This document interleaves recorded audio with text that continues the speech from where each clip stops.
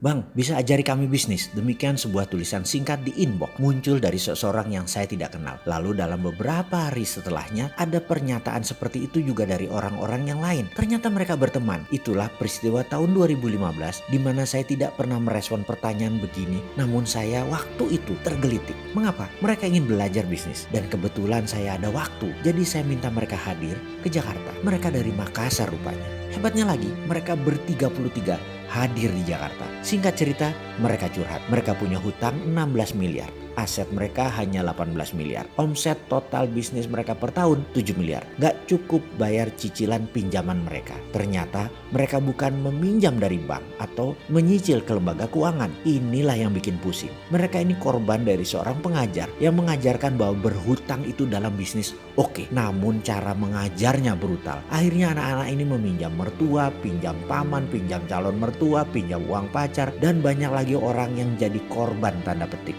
mereka. Sejarah mereka adalah tukang jual pulsa di awalnya di pinggir jalanan di kota Makassar. Namun berbisnis 5 tahun membuat mereka di posisi saat ini. Berhutang, aset pas-pasan, omset tak cukup bayar cicilan. Ribut dengan pemilik aset yang asetnya mereka pinjami. Itu aset 18 miliar bukan aset mereka kecuali 16 miliar terbayar lunas. Baru yang 18 miliar adalah milik mereka. Bidang usahanya 3 macam. Ada apotik, ada pisang goreng, ada kafe. Saya tepok jidat, asli tepok jidat. Namun saya kagum keberanian mereka. Oke lah, itu mental pengusaha. Memang begitu. Namun mengelola keuangan hutang itu lain strateginya. Bukan sekedar seperti beli 10 jual 12 untung 2. Bukan sesederhana itulah. Sebulan kemudian saya ke Makassar. Saya sarankan untuk membuat PT. Seluruh aset masuk ke PT dan hutang masuk ke PT. Perusahaan itu lalu dicatat, dimasukkan hutang dan aset semua ke sana. Dan saya katakan kemudian, nah kalian bisa tidur sekarang. Hutang pribadi tidak ada. Kalian tidak punya hutang sekarang. Yang punya hutang PT. Mati pun saat ini Anda tidak menanggung hutang. Demikian saya berkata. Lalu aset tadi kita jual 4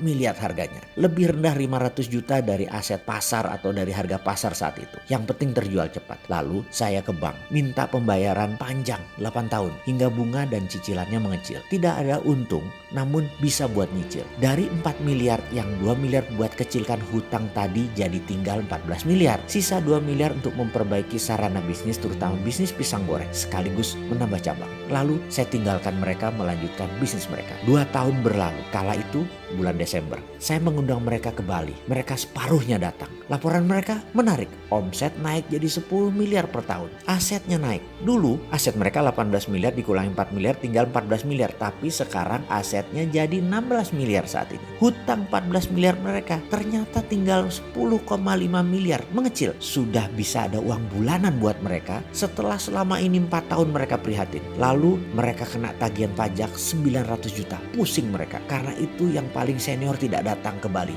Bingung urusan pajak. Lalu saya katakan, datangkan dia ke Bali sekarang atau kalian akan rugi pajak. Namun kalau dia datang, saya ajari bagaimana solusinya. Dan hadirlah si M dan si A ke Bali. Lalu saya katakan, telepon notaris kamu. Katakan dia punya nggak perusahaan lama yang merugi, yang berhutang. Mereka pun menelpon notaris mereka yang kemudian mendapat jawaban ada beberapa perusahaan merugi punya orang yang notarisnya kenal. Saya kemudian berkata, beli satu yang paling dekat dengan bayaran pajak kamu. Ternyata harganya murah, hanya 8 juta. Dibelilah perusahaan tersebut. Hutangnya tidak kita beli ya, yang kemudian pembukuannya dibuat. Di mana 1,5 miliar usaha tadi buat usaha yang merugi atau buat membiayai perusahaan yang merugi tadi. Sehingga angka keuntungan yang harus dibayar pajak 900 juta bisa tinggal 50 juta. Happy anak-anak itu. Dengan komentar, oh begitu ya Bapak. Kenapa Bapak punya perusahaan banyak dan ada yang rugi lagi? Ternyata itu buat ngurangi pajak. Ya begitulah.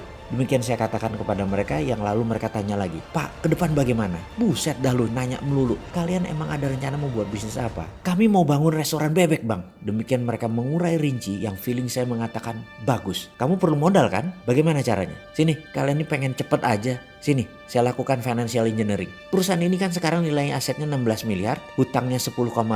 Omsetnya 10 miliar setahun. Bener ya? Oke kita stretch sekali lagi. Sisa 5 tahun tadi ditarik jadi 8 tahun. Sehingga cicilannya per bulannya mengecil. Lalu top up hutang tadi dari 10,5 miliar naikkan 12 miliar, kita pinjem 1,5 miliar. Bangun 1 miliar restoran bebek cukup kan? Yang 500 juta buat jaga-jaga cash flow. Padahal omset 10 miliar setahun, pinjam 12 miliar, 8 tahun lunas juga. Dan ini ada 1,5 miliar free cash flow. Harusnya gila bisnis kalian ke depan. Apa yang terjadi 1,5 tahun kemudian? Yaitu pertengahan tahun lalu, sewaktu saya ke Makassar. Restoran bebeknya punya 2 cabang. Omset total mereka saat ini 13 miliar per tahun. Aset mereka naik sekarang menjadi 18 miliar dan hutang mereka turun menjadi 10 miliar. Saya pun sarankan, jual satu ruko bisnis mereka yang paling tidak produktif dan bayarkan hutang mereka. Setelah satu ruko dijual 2,5 miliar, hutang mereka jadi 7,5 miliar. Asetnya jadi 15,5 miliar, omset 12,5 miliar per tahun. Secara perhitungan mereka akan lunasi dalam 3 tahun lagi yang 7,5 miliar tadi. Aset mereka 3 tahun lagi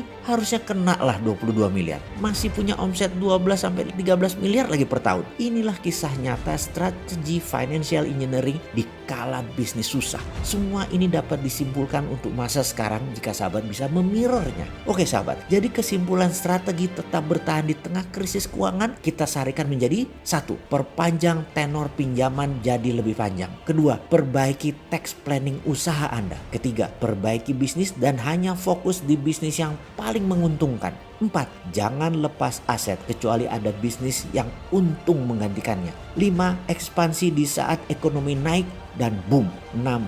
Jangan bangun bisnis baru di masa sulit atau resesi.